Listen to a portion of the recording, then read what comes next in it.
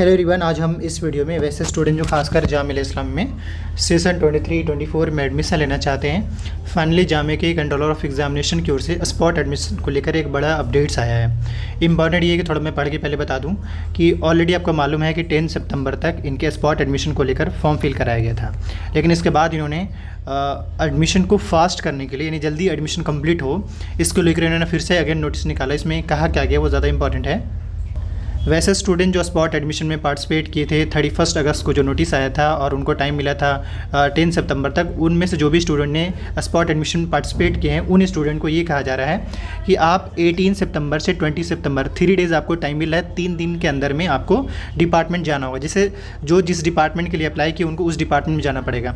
Simple सी बात है, Sanskrit, Persian ये ऐसे कोर्स है जो ह्यूमैनिटीज़ के डिपार्टमेंट में आपको जाना पड़ेगा।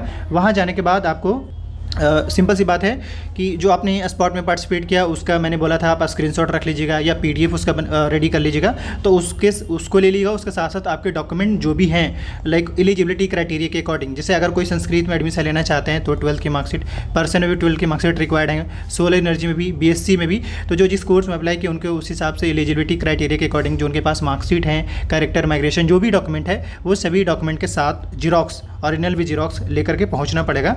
इसके बाद ये भी कह रहे हैं मतलब आपको 3 दिन का टाइम मिला है 18, 19, 20। करे concern dean, head, director of the faculty department centre respective are requested to examine the eligibility criteria of candidate of their respective courses and send the list of eligible candidate to the under sign on 20 September by 4 PM along with the latest vacant position enabling the office to notify the list of provisionally selected candidate for the admission in the said programs।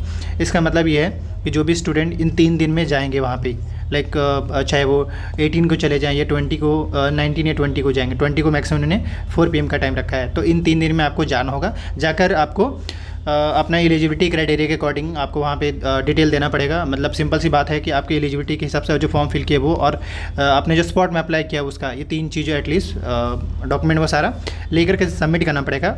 उसके बाद फिर merit के base पे decide होगा और merit के base पे decide आपका एडमिशन होगा। मतलब जो भी मेरिट बनेंगे, जैसे मान लिया अगर सीट्स 10 वैकेंट है और 20 स्टूडेंट अप्लाई करते हैं तो उसमें से देखा जाएगा कि 10 टॉप मोस्ट मार्क्स जिनके अच्छे मार्क्स होंगे उनमें से 10 स्टूडेंट को उठाया जाएगा, बाकी 10 को छोड़ दिया जाएगा।